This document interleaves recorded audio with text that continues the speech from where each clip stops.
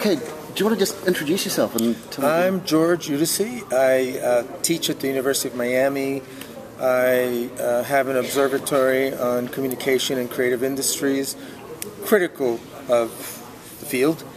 And in the last few years, I've dedicated a lot of my work to the music industry, especially the alternative networked collectives in music in Latin America, film as well, and the functioning of networks, like the meeting here, which is a meeting of many networks. And what I presented was also some references to previous meetings that I've been at of these networks. So I work with the networks, and by being there, I can also do participatory observation.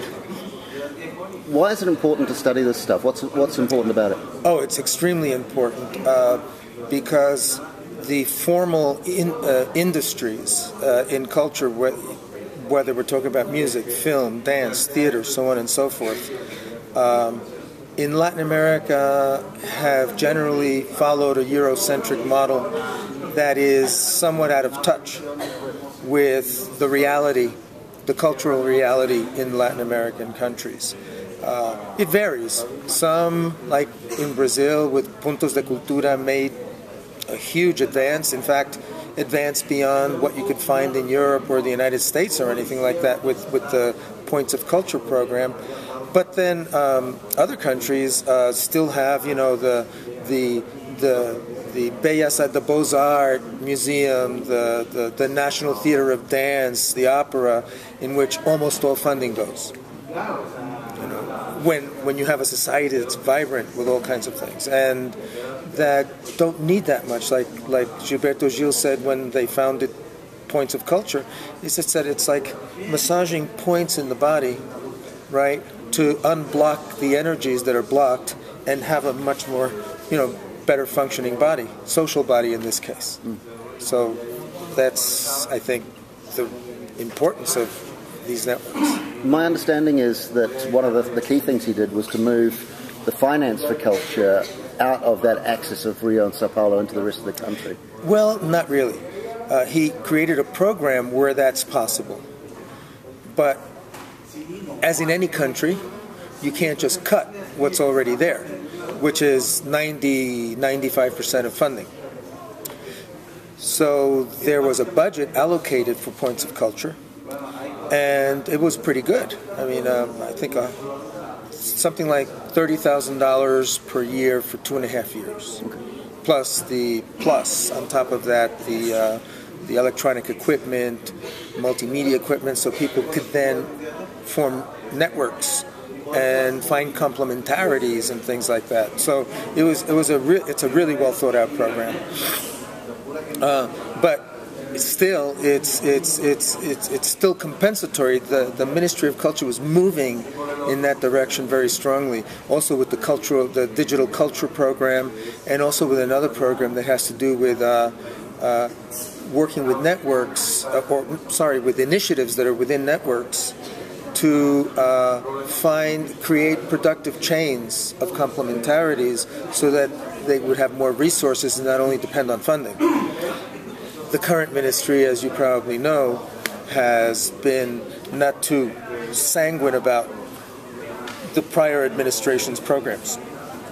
And that's one of the reasons why there's a lot of discontent, particularly among a public like this, about the current hierarch of the Ministry of Culture. Right.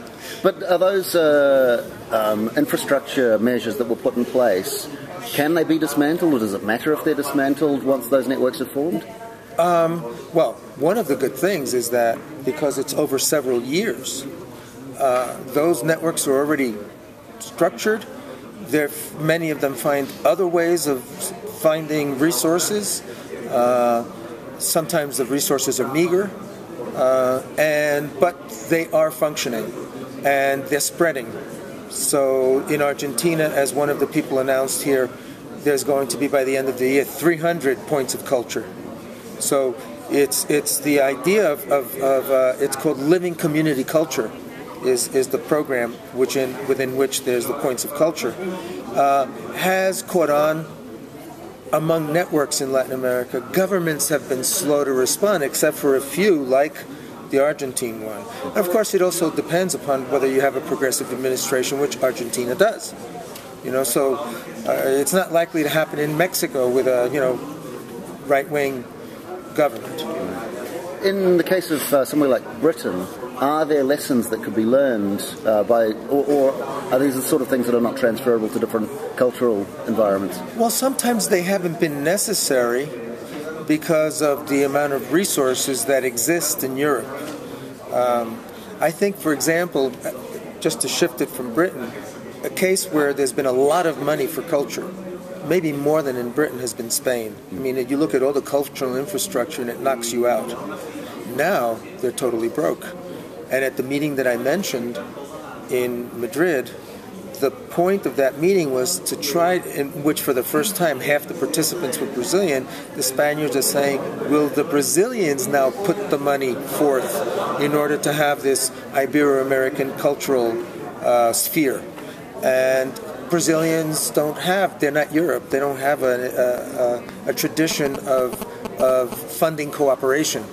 We'll see what happens. So in Spain, for example, I think it is. You say, okay, well, we can't just rely on government, so what are the synergies we could create as networks? And I don't know the depth of the level of crisis, or if there is any crisis at all in Britain. I do know that, like the rest of Europe and the United States, corruption has been running rampant and banks have had problems and things like that. That doesn't necessarily affect the cultural budget. In Spain it did, but I don't know, if it does. So I think when you have access, it's you're less likely to have to work in this way. However, I think that the new technologies foment working in this way, even if there is access to funding and infrastructure, because there's synergies. I've seen it in Europe because I've seen a lot of synergies and networking across countries as well, regions and countries. So when I've been in Liverpool for meetings, I see people from Italy, from Spain, from other countries, as well as from other continents. And the good part of the European Union, outside of the monetary union, was this creation of linkages, right? And that's something that was an inspiration for Latin America. But the difference is that in Europe it took place from top down, with the creation of programs and all that for linkages. In Latin America, it's the governments are not doing it. It's happening from the grassroots, among grassroots, and to some degree pushing upwards and demanding that the state recognize them. Right. The interesting thing for me, I'm studying Fora Eixo, and the way in which Fora Eixo works, and the fact that they talk about things like solidarity economy. Right. How transferable is that as a concept, you think? I think it is. I mean, it all depends whether it's necessary. Right. That's one of the things that solidarity economy, one of the initiatives that I mentioned here, which didn't receive points of culture. I mean, it received the status of a point of culture, but didn't receive the money. Yeah. And so they've largely used this idea of local productive arrangements, which supplements, which helps create complementarities so they could generate resources. It's another social technology in addition to a solidarity economy. Those two, the solidarity economy and the local productive arrangements system that's used here in Brazil, have helped those initiatives that are far from getting funding to do work, and they do.